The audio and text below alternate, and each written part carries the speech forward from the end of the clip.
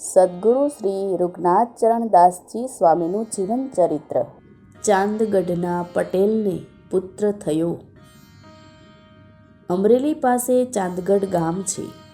ત્યાં પ્રથમથી બ્રાહ્મણોનો સત્સંગ છે. લવજી મહારાજ સારા વિદ્વાન હતા. એ પ્રદેશમાં ભાગવતના કથાકારોમાં એમનું પ્રથમ સ્થાન હતું. ગમે તેવા દરબારો, પટેલો અને ચુસ્ત વૈષ્ણવ શેઠિયાઓથી પણ દબાયા સિવાય એ લોકોનો વિરોધ હોવા છતાં પણ પોતાના ભાલમાં મોટો તિલક ચાંદલો કરીને ભાગવતની કથા કરવા જતા. ભારે શૂરવીર સત્સંગી હતા. સત્સંગીઓનો પક્ષ માથા સાટે રાખતા. એમના પુત્ર વીરજી મહારાજ પણ મહિમાવાળા બળિયા સત્સંગી હતા. તેઓ વ્યવહારે પણ ઘણા સુખી હતા.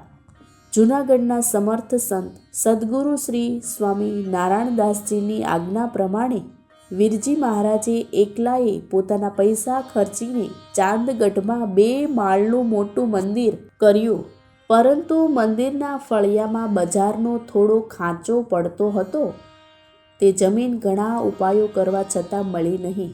સ્વામી રૂગનાથચરણ દાસજી ત્યાં પધાર્યા. એમણે ફળિયામાં ખાંચો જોઈને કહ્યું, આ બજાર તરફની જમીન મળે તો આપણું મંદિરનું ફળી સરખું થાય. ત્યારે સહુએ કહ્યું, ઘણી કોશિશ કરી પણ એ કામ ન થયું. ત્યારે વીરજી મહારાજ બોલ્યા કે સ્વામી, ગામના પટેલને દીકરો નથી. જો તમારા આશીર્વાદથી એમને દીકરો થાય તો જમીન આપણને મળી જાય. ત્યારે સ્વામીએ કહ્યું, પટેલને અહીંયા બોલાવો, ભગવાન દીકરો આપશે.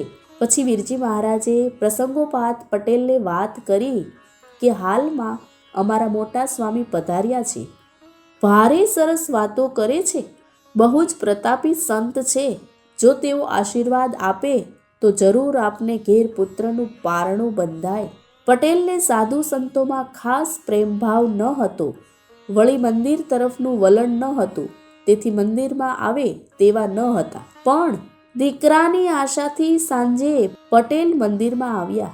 સ્વામીએ પણ પટેલને ગમે તેવી શ્રીજી અને સંતોના ઐશ્વર્ય પ્રતાપની ખૂબ વાતો કરી.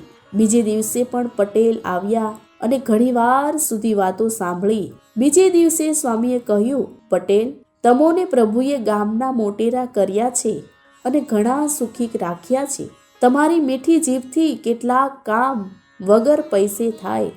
અમારા મંદિરમાં થોડો ખાંચો પડે છે, તેટલી જમીન અપાવી દો. તમે મંદિરનું કામ કરશો એટલે ભગવાનની કૃપાથી જરૂર તમારે ઘેર પુત્રનો જન્મ થશે. પછી સ્વામીના વચનમાં વિશ્વાસ રાખી પટેલે અમલદાર અધિકારીઓને મળી ગામ લોકોને પણ સમજાવી બજાર તરફની ન મળી શકે તેવી જમીન અપાવી દીધી. પછી ફરીથી વંડી ચડીને એ જમીન મંદિરના ફળી સાથે ભેળવી લીધી. સ્વામીના આશીર્વાદથી પટેલને ઘેર 1.25 વર્ષ પછી પુત્રનો જન્મ થયો. પટેલને સ્વામીનો બહુ જ ગુણ આવ્યો અને સાધુ સત્સંગીઓ સાથે જે અણગમો હતો તે છોડી દીધો.